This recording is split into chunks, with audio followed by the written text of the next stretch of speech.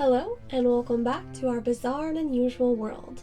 A lot of you have requested more urban legends for this series, so today I chose one of my favorites.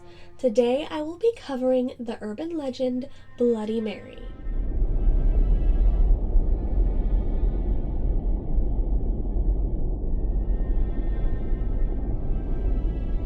As usual, I will be covering the who, what, when, where, why, and the how of Bloody Mary. Now, this specific legend has a lot of different variations, lots of different versions to the legend, so I will try and touch base and share bits from each version of this story. Let's start with the what of Bloody Mary. If you've never heard of this legend, it is a popular ghost story or game that is usually played at sleepovers. Essentially, Bloody Mary lives inside the mirror. How the game works is you stand in front of a mirror, most of the time it's the bathroom mirror, you shut the lights off, and you call to Bloody Mary. You call her name 3 times, Bloody Mary, Bloody Mary, Bloody Mary, or other phrases depending on which version of the legend you are familiar with. After reciting her name 3 times, her ghostly image is said to appear in front of the mirror. Sometimes her face is even soaked in blood. From there, she can lash out at you and scratch your eyes out, leave scratches or bruises along your face or body, or sometimes even suck you into the mirror with her to live out the rest of eternity. Now on to the when of Bloody Mary. For all urban legends, it's really hard to pinpoint the exact time that the legend started or the story started being passed around. But for this specific legend, it really gained popularity in 1978 when Janet Langlois published an essay about the legend.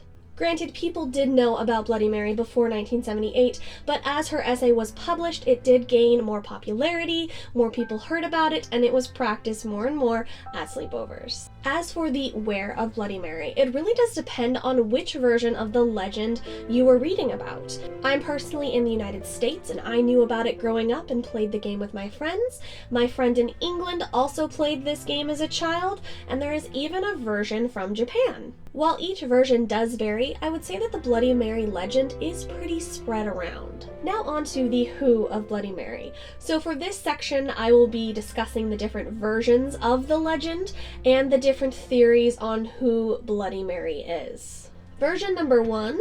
A very popular version of the story talks of a young girl named Mary who unfortunately fell ill and eventually fell into a deep coma. Now, this was back in a time when medicine wasn't always accurate, and oftentimes mistakes were made.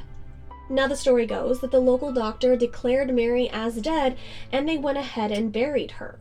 Unfortunately, they had in fact buried the poor girl alive. Now, back in these times, they had a tradition of tying string to the wrist or the toe of the deceased and attaching it to a bell at the top of the grave, just in case they messed up and the person was actually alive. This was just an extra safeguard in case the doctor had made a mistake. Now, Mary's mother is said to, of course, been completely devastated by her daughter's death and was refusing to leave her daughter's grave.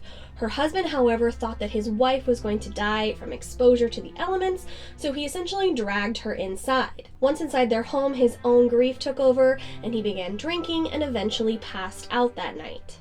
The next morning, they came out to the grave, and unfortunately the bell was off of its hook, meaning that Mary had been alive and had rang the bell in the middle of the night. They dug and dug, but unfortunately she was dead for real this time. Her fingernails are said to have been bloody and broken as she was trying to scratch at the top of the coffin to get out. Version 2. This version of the legend actually suggests some historical significance to the legend of Bloody Mary. This version actually suggests that Bloody Mary is Mary Tudor, who was the sister of Queen Elizabeth I. Now, during her time, Mary had a lot of Protestants put to death through some brutal means, such as burning at the stake or other methods of torture. Through this, she did earn the nickname Bloody Mary.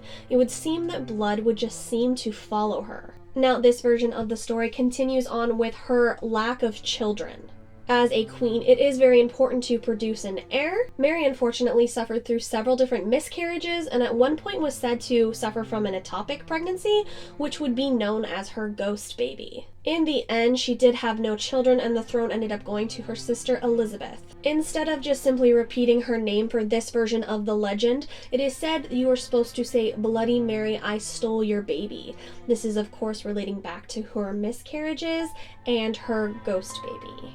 Version 3. This version suggests that a woman named Mary Worth was a witch of some kind. It is suggested that this woman kidnapped runaway slaves and chained them up on her property, where then she performed rituals or sacrifices on them. During the Civil War, apparently the locals found out what she was doing on her property and outed her as a witch. They did take matters into their own hands and had Mary Worth burned at the stake.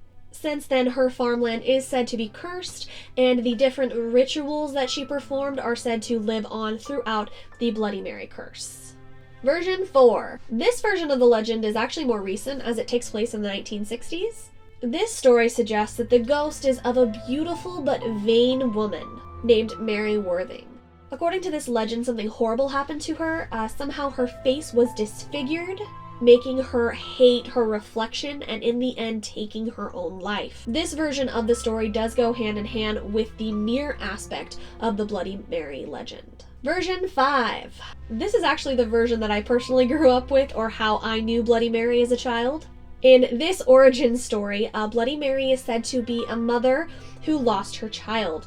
Sometimes the child is said to have been kidnapped, other times the child was killed. Either way, the story goes that in her grief for her lost child, she did commit suicide.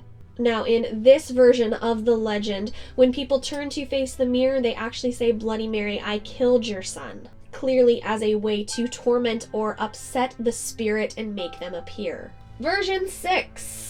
This version is much, much newer. It suggests that Bloody Mary was part of a teenage prank that went wrong. Somehow she was involved with something with her friends, the prank went wrong, and she lost her life. Now, Bloody Mary haunts all of the students or teenagers that were involved in the prank. Now on to the why. Why do kids and teens feel the need to call out Bloody Mary's name? There are so many different versions people say while standing in front of a mirror. Bloody Mary. I stole your baby, Bloody Mary. Bloody Mary, I killed your son. Bloody Mary, you can't catch me. I believe you, Bloody Mary. I think it's just a fact of life that some teenagers do just like to scare themselves. Thinking to a legend like this and having some possible way to connect to a spirit is very interesting to a lot of people. It certainly has continued its popularity and still remains one of the infamous sleepover party games. And now on to the how. How does standing in front of a mirror and chanting Bloody Mary's name affect us? There have been experiments conducted surrounding similar situations, and the findings are pretty straightforward. Essentially, psychologists suggest that our brain gets bored and starts to hallucinate images. Flashes of light that distort images in the reflection or create something that isn't there. These images can of course be something simple, like just seeing a face in the reflection somewhere, or our minds can go crazy and see a terrifying creature behind the mirror, just depending on how far your mind goes. Adding adrenaline to this situation is a big factor as well. You're already feeling scared and in turn, perhaps can feel a little bit dizzy from the situation. A little lightheaded, maybe the room starts to spin. Before you know it, your mind is playing tricks on you and you are seeing Bloody Mary's reflection in your mirror. So, I would love to hear from you guys. Did you play Bloody Mary as a kid or a teenager? I did, and I actually have one specific story from a sleepover that kind of terrified me. If you guys would like to see my Bloody Mary story time, be sure to comment below and I'll try and make that video for you guys. What are your thoughts on the legend? Do you think that our mind is just simply playing tricks on us as we stand in our dark bathroom and recite Bloody Mary's name? Or do you think that there's actually some sort of spirit that lives in the reflection of our mirrors? As I said, I was very familiar with the version of this legend that suggested that Mary had lost a child. But as I grew up, I did constantly hear the version of Mary being buried alive and her family not realizing that she wasn't dead. Heck, there could be like a million other versions of this legend that I didn't even touch on. The fascinating thing about urban legends, besides the fact that they are very interesting and creepy, is that there's always a bit of mystery to them. As the story is passed person to person, the story changes, the story grows, and it becomes bigger and bigger and maybe scarier. I hope you guys enjoyed this episode of our bizarre and unusual world. Be sure to give this video a big like if you enjoyed learning something about Bloody Mary.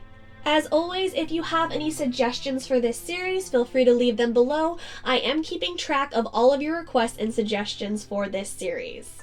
Thank you so much for watching, lovelies. I will see you in the next video.